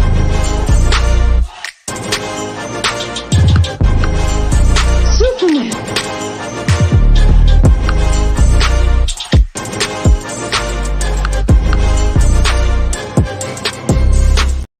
Welcome back, ladies and gentlemen. Thank you so much. This is Super Duper number 28, superhero comic book Smashdown, where we talk nothing but superhero and comic book news. Yes, Marvel and DC is going down. Got a number of lovely topics that we're going to be talking about today. I think 6. And so let's go ahead and get into that one right here. This is the first one coming from Deadline. We got some more casting, guys. Superman Legacy. Nicholas Hoult lands role of Lex Luthor. There you go right there. Y'all see I got the Superman background back there, but let's make it more appropriate and change it to Lex Luthor right there. Let's get into this right here, because I'm happy about this casting. They have the exclusive. James Gunn has found his Lex Luthor in British actor Nicholas Hoult. Several sources tell us a movie star always was eyed for the iconic role after Gunn selected fresh-faced David Cornsweet to play the title character and Emmy winner of Rachel Brosnahan as Lois Lane. The studio wanted to go through the Lex Luthor casting process after the SAG-AFTRA strike. Warner already is in business with Hoult on Clint Eastwood's Juno, Jury Number 2. He also starred in the 2015 Warner Brothers blockbusters Mad Max Fury Road, which made over $380 million worldwide at the box office and won 6 Oscars. Deadline reported last week that Venezuelan actress Maria Gabriela de Faria lent the role of the villain, the engineer. Hoult follows in the line of such actors of Gene Hackman, Kevin Spacey, and Jesse Eisenberg, who portrayed Lex Luthor on screen in the Warner Brothers Superman franchise. I will say this. I am so much happier about, I like him much better than Jesse Eisenberg. Gene Hackman, I don't want to go as far as saying that yet, because you know we just got to see how he's going to do in the role. But so far, this is great. I am really happy about this. But you know, let's get more into this. Gunn selected Cornsweet and Brosnan as his main leads after months of audition tapes and in-person screen tests, and before the actor strike could be continued to be in prep on the movie. Gunn, who credits include Guardians of the Galaxy, Suicide Squad, and Max's Peacemaker, is directing the screenplay. And so basically, guys, it's going down. And I'm happy about this. I really am. Y'all let me know what y'all think about this in the comment section. I really do. I like Nicholas Hoult. If we look at his filmography right here, this is the guy on IMDb. He's coming out with the Garfield movie. I don't even know how to pronounce that. for Ratu, Superman Legacy. Okay, so I did not see The Great. I did not see Ryan Fell. The Menu, I didn't see The Menu either. What I did see The Banker. Excuse me, I did see The Banker, and he was good in The Banker. I did see Dark Phoenix. I didn't hate Dark Phoenix. It was better than some of the X-Men films. It was in the middle for me, but he did well in that, you know, as far as Beast is concerned. But I'm cool with this, man. And all of the films I haven't seen of him, like Ryan Fell and Menu and all this stuff, I keep hearing other people just say how fantastic he was in that. So I'm looking forward to this. Again, I think he is much better than Jesse Eisenberg. I don't know what the studio was smoking when they hired him to fulfill the role, but this is dope. I like this right here. I like this. And just looking at David Cornsweet, I think these two are there's going to be playing Superman. I think they're going to be bouncing off each other quite well, and I'm really looking forward to it. So, yeah, you guys let me know what y'all think about this. Are y'all happy with the casting? Are you not?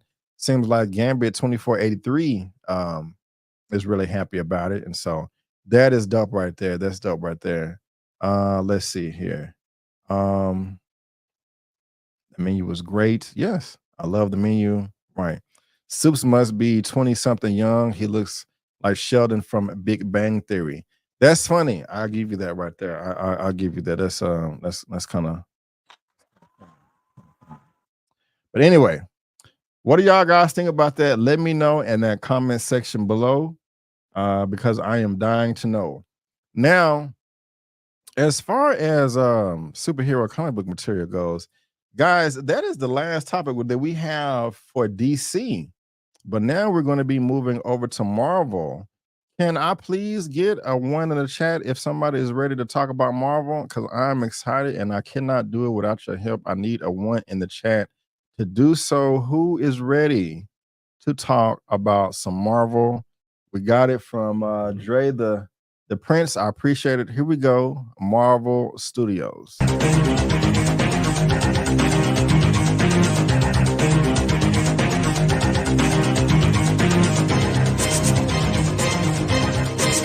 Canvas.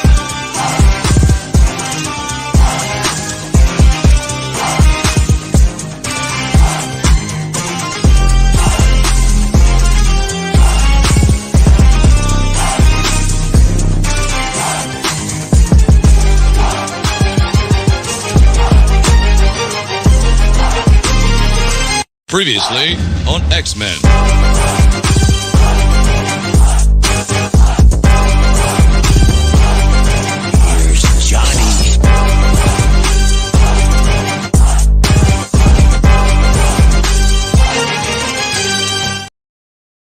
Topic number 2 for Super Duper.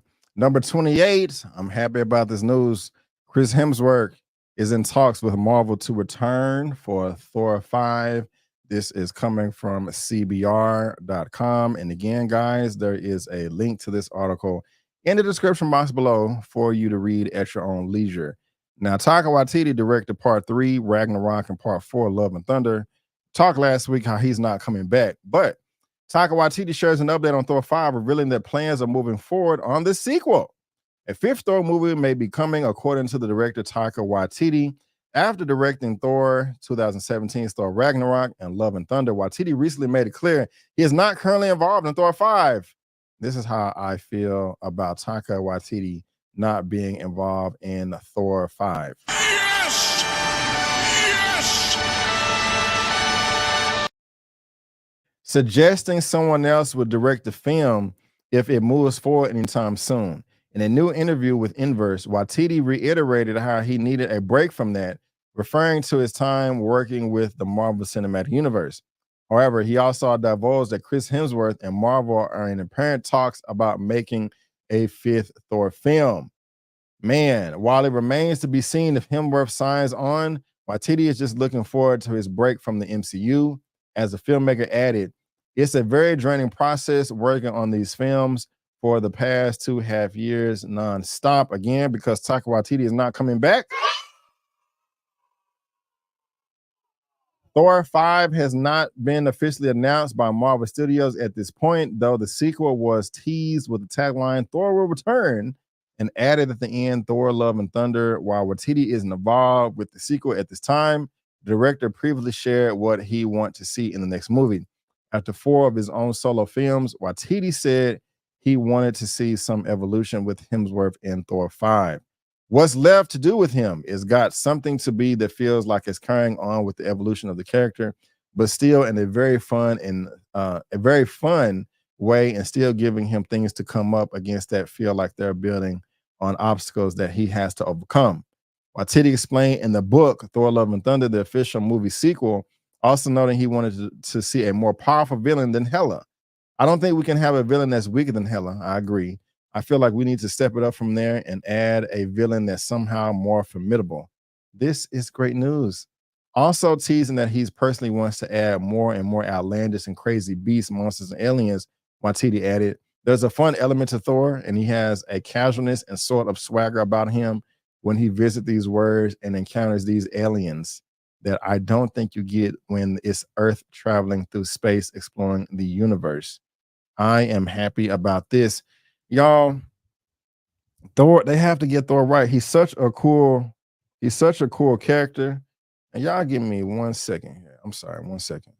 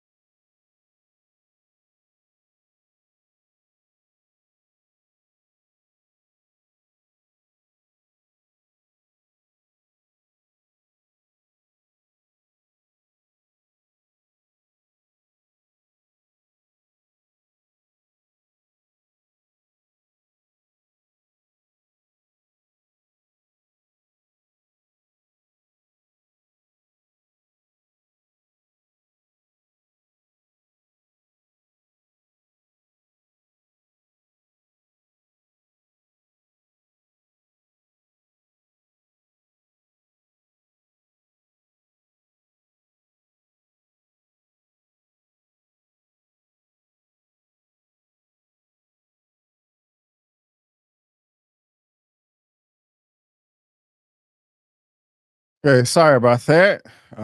Had to stop everything and address something real quick, but everything is okay. At least I hope it is. Sorry about that. So what I was saying about Thor 5, they got to get this character right, and they still haven't. He's such a badass. The best that we've seen Thor, in my opinion, is Infinity War. He was badass in that, came through with one of the best intros ever. You know, we're Thanos, and destroyed all the Chitauri and all that. But we need that same type of energy, tender love, and care in his own movie. And it was close in Ragnarok, but not quite. And again, Thor Love and Thunder, Thor 4 was just too goofy, screaming goats, and even his children, like Chris Hemsworth's children, came back from school one day and was like, "Yeah, nobody likes your movies, Dad. They said it sucks.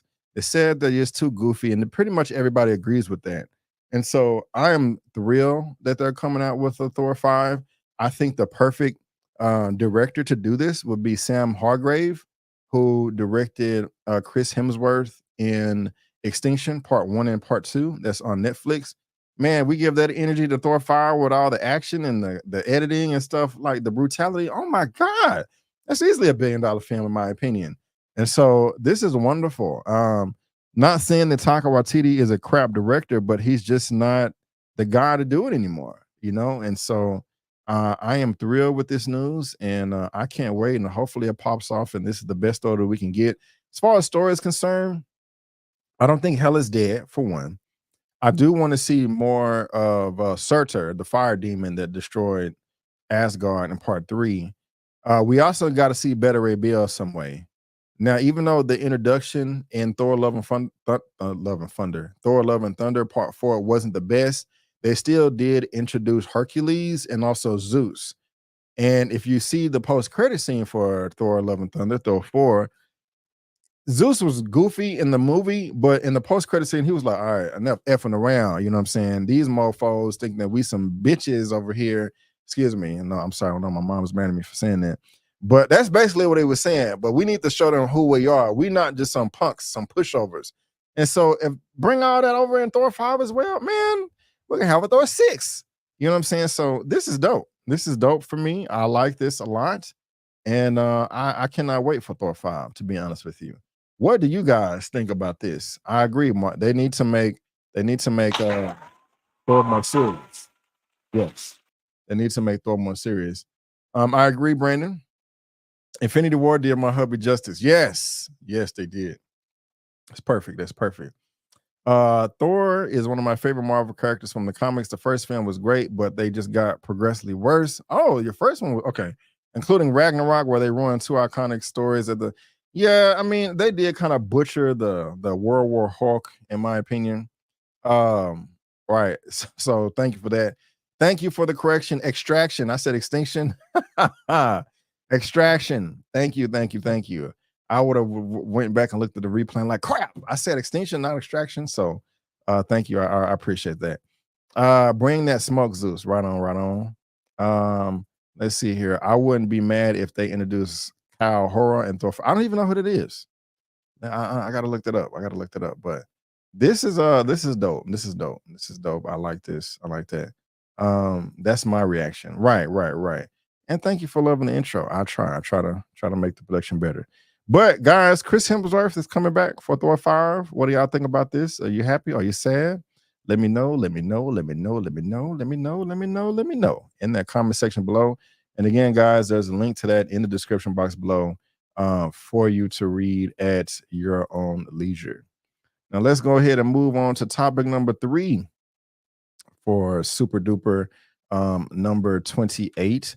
And this one right here is not as good news to me as before. Okay, look, Spider-Man. They are collabing. Well, Sony Pictures owns the rights to Spider-Man. We all know this. And they would be foolish, in my opinion, to give up the rights. Hopefully they would do one day, and Disney and Marvel can buy the rights, but that's highly unlikely. You know, I wish Apple, because they had all the money in the universe, I wish they would buy the Sony, and so the rights could go back to Marvel as well. That's part of the contract. But one thing I will say about Sony and Marvel's collaboration, that it has been successful for the most part. Okay. If you look at every film that they have done together, starting with Homecoming, they have made money. If we look at Spider-Man Homecoming, $880 million worldwide. So part 1 of the collaboration worked. If we look at what was it, Far From Home? That's the next one, right? Where's Spider-Man Far From Home? Far From Home 2019. 1.1 billion worldwide. Oh, I clicked the wrong one. That's a lot of bread. No, that's the right one. 1.1 billion worldwide. And No Way Home, that came out during the pandemic, nearly $2 billion. That's 3 films right there where the films go up in trajectory as far as money and profits. So you would think, hey, let's do this for a 4th time. But no, Sony wants to have pride and ego and like, we can do it all by ourselves. We don't need Marvel Studios. We just gonna make our own Spider-Man universe without Spider-Man, and it's gonna be good. Now, to give them credit, they did come out with Venom, and it made money. I think it made over 800 million, and the movie wasn't bad. I was one of the people like, oh my God, you're gonna make a Venom movie without Spider-Man? What are you thinking? You're an idiot. But it ended up being pretty straight, so I got to give them credit there. But then they came out with Venom 2, which was trash. And then they came out with Morbius, which was trash. And then they came out with, I don't know if they came out with anything else, but then they got this Kraven the Hunter movie that could be good, but then they had this Emmanuel film that looks stupid as hell. I'm not into that. And so I've always been saying to myself, look, I understand, Sony, if you don't want to give up the rights to Spider-Man, I understand where you're coming from 100%. But wouldn't it make more sense, instead of you making your own Spider-Verse films, just make more Spider-Man movies with Marvel Studios? Because it's always worked. I just showed you the box office. So it kind of seems like they're doing this now, but I don't like the way it's being done. But let's get into this. This is coming from Game Rant. Topic number 3, Super Duper 28. Rumor: Tom Holland Spider-Man 4 will pave the way for a big crossover. Hopefully, this is a rumor and it's not true, because if it is true, I'm going to cry. Tom Holland Spider-Man 4 is reportedly paving the way for a significant crossover event that will likely excite Peter Parker fans. Really? Speak for yourself. New Spider-Man 4 rumors suggest Sony is planning a huge crossover that will, I just read that. Spider-Man 4 is in early development. With the world's memory of Spider-Man wiped clean and Spider-Man No Way Home, Marvel Studios can start fresh with Peter Parker's story despite using the same actor. So it's entirely possible that Spider-Man 4 will not be a sequel, but more of a soft reboot. Established scooper Daniel RPK reported that Marvel Studios Spider-Man 4 will feature more connections to Sony's Spider-Man universe.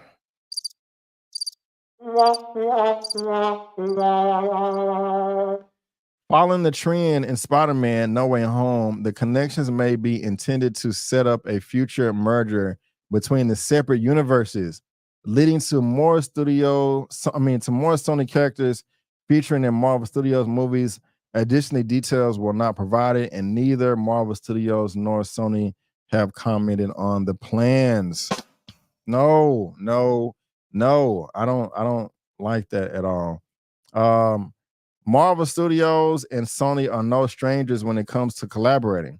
Following Sony's failure with The Amazing Spider-Man and The Amazing Spider-Man 2, this movie was awful. The studio entered a deal with Marvel Studios, which allowed the latter to lead the charge in developing future movies. Since then, Sony has continued to build Spider-Man's adjacent universe with films like Venom, Morbius, and more movies planned for the future, such as Madam Web and Kraven the Hunter, which I said. The release dates for these next Spider-Man movies has not been announced yet. Some have speculated that Spider-Man 4 may take longer to produce.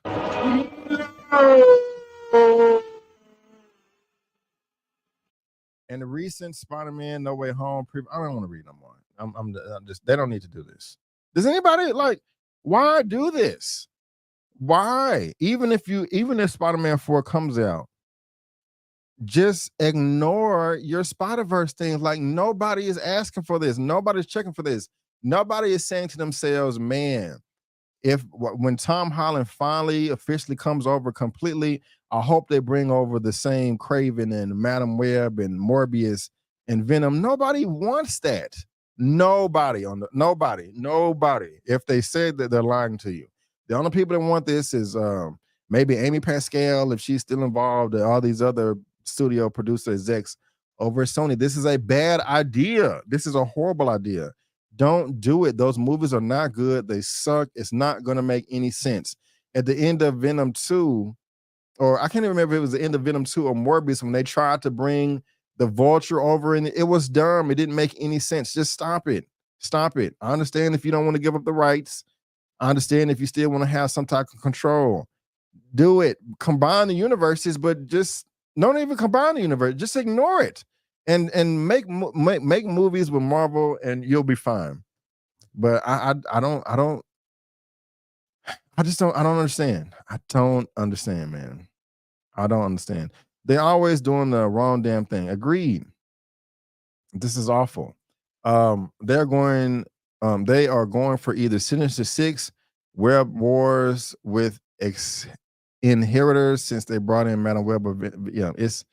Oh God, it's Morbin time. Yes. I mean, that movie, and the Morbius flopped twice too. That's never happened ever in any type of release ever, where a film flops twice. This is embarrassing. I mean, this is just pride. This is just ego. This is just stupidity, in my opinion. And they need to get their act together. So I don't understand what they're doing here. I don't want this. Does anybody want this? Does anybody? Let me know in the comment section below. But this is a stupid idea, and they should be ashamed of themselves. You guys let me know what you think in the comment section below, whether you're watching this via live or on the replay. But this is effing awful, in my opinion. And again, like I said, they should be ashamed of themselves. But link is in the description, guys. I'm going to cry after I end the stream, because I don't want this to happen. But we'll see. Now, something that I would not mind happening is one of the reasons why I shared the X-Men post when I was switching over to comic book stuff, is because I would not mind seeing this character continue their run in the MCU and somehow they link these up. This would be super dope in my opinion. But you guys let me know what you think. This is topic number 4, super duper number 28. This is coming from comicbookmovie.com. It says Marvel star Kelsey Grammer confident he'll return as Beast in the MCU. And I actually haven't I actually haven't read this article yet, so this is going to be a surprise as well. Also, guys, if you have not seen the Marvels, turn away real quick because I'm going to spoil the end credit scene. So here's your one, I'll give you 10 seconds. 10, 9, 8, 7, 6, 5, 4, 3, 2, 1. I'm probably going to spoil it for everybody because nobody saw it. But spoilers alert for the Marvels. Oh, my stars and garters, that may have been your reaction to the Marvel credit scene, which ended with Monica Rambeau telling the Paris trapped in another universe after the Kree Darbian Tsar Austin tore a hole in the fabric of space. Fear lost by her allies, Captain Marvel and Miss Marvel, Monica actually ended up elsewhere in the multiverse, in a reality where her late mother, Maria Rambeau, Lashana Lynch, is a comic superhero binary and an ally to the mutant beasts, played by Kelsey Grammer and the X-Men. According to Grammer, it's not the last audiences will see of the blue-furred, hairy Hank McCoy in the Marvel Cinematic Universe. It is my hope that you will see him again. I can say with a certain amount of confidence that you will. I would love to. Frazier told the Wrap about reprising his X-Men role. So I'm cool with that too. So yeah, if y'all did not know, at the end of the Marvel, Monica Rambeau went to another universe and through the multiverse, and she saw her mom, Binary, and also Beast as Hank McCoy. And it did not look good. They did not use the prosthetic makeup. They used CGI, and it did not look that hot. But I will say one of the things that the Fox X-Men franchise did do was they made him look good here, man, with the practical effects. I really liked it. I really did like it, and hopefully he will come back. I don't want no CGI. I want this right here. This was cool right here. This is one of the things that Fox did get right, at least the costume for this character. And so you guys let me know what y'all think about this right here. But I'm looking forward to this. I hope this pops off in some way in the future. And this may happen in Secret Wars, but when we actually get the new X-Men films, he may be recast, and I'm fine with that. He can have a nice send-off or whatever. But I think he'll be back too. I wouldn't be upset with this at all. I would be quite happy. But how do y'all feel about this? Would y'all want to see Kelsey Grammer come back as Beast in some way, shape, or form in the MCU? Beast was the best part of X-Men 3. Yeah, he was. Kelsey Grammer is 68. Yeah, I guess he'd be stretching and drinking water and all that. I think they tried to make the CGI look more like an animated version of Beast. Yeah, maybe they just didn't have time to do the prosthetics. It was just like, okay, let's just do the CGI thing real quick. It's only 10 seconds of a post-credit scene, so I can't necessarily get mad at them for that, but it was okay to me. If it ties into Secret Wars, I'm down. Right on. Yeah, so I'm happy about this. I hope it pops off. I think it will, and so does Kelsey Grammer. But you guys let me know in that comment section below if you are into this as well. Yeah, there you go. All right, let's move on. Got 2 topics left. Let's see here. And this one raised a ton of speculation online the other day. And initially I was like, what the hell are they doing over here? You know what I'm saying? With my Silver Surfer and Fantastic Four. But it's just a bunch of rumors and speculation. We know the Fantastic Four is coming, especially with the writer and the actor strike ending. We're going to be getting a lot of casting announcements coming out. But we got comicbookmovie.com. The New Mutants star Anna Taylor-Joy for Fantastic Four's female villain. Is she playing Silver Surfer? A lot of people have been speculating this online, but let's go ahead and get into it. And if you don't know who Anya Taylor-Joy is, let me pull up her filmography for you real quick. And I'm gonna be honest with you, she is not my favorite actress. I don't have anything against her. She's very, very talented. But a lot of people have expressed their excitement for her much more than I have. But she was in Amsterdam, The Menu, Peaky Blinders, The Northman, also in The Queen's Gambit, which I did see on Netflix. That was fire as hell. She was also in The New Mutants, so you guys can check out her filmography if you want to. But let's go ahead and get into this right here. We've known for some time now that Galactus Hurl and Fantastic Four will be female. And now, and if a new rumor is to be believed, the New Mutants Anna Taylor-Joy is being eyed for the role. Check it out.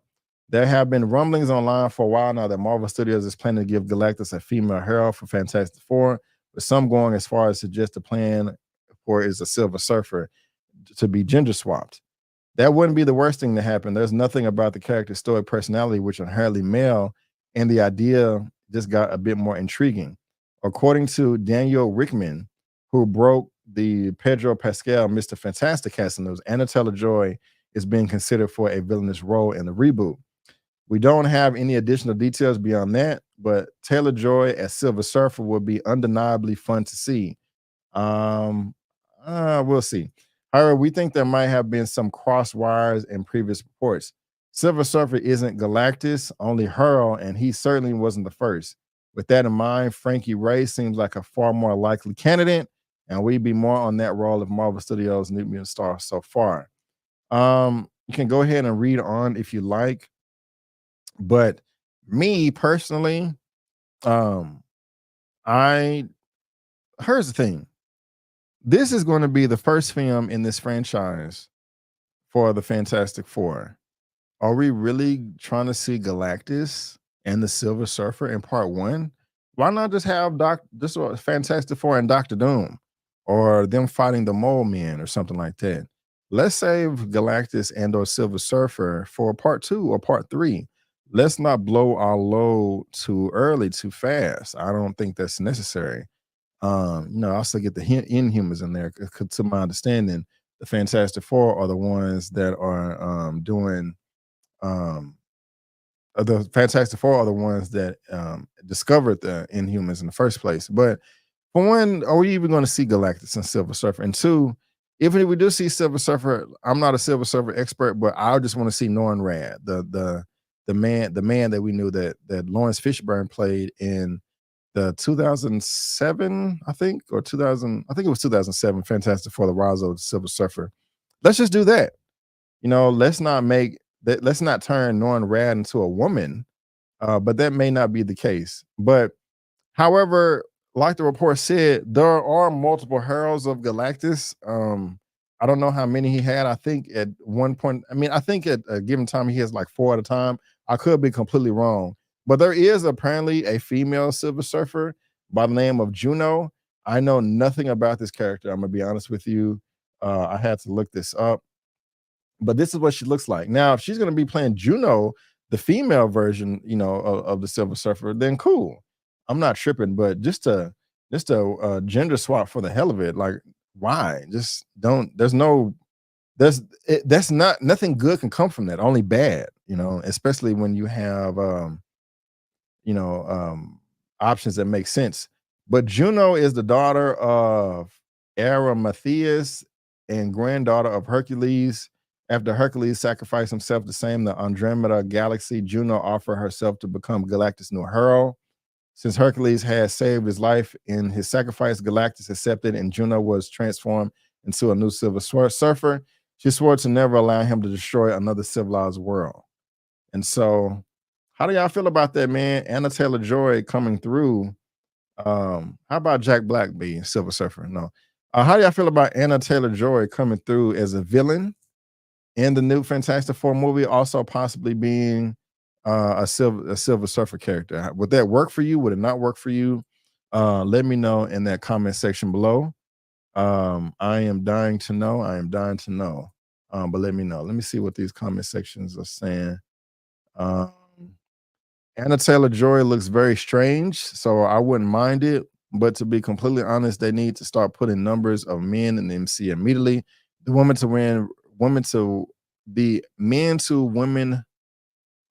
men to men ratio is getting ridiculous. I do like your name. The writers and editors of Napoleon should be sacked, but they need to.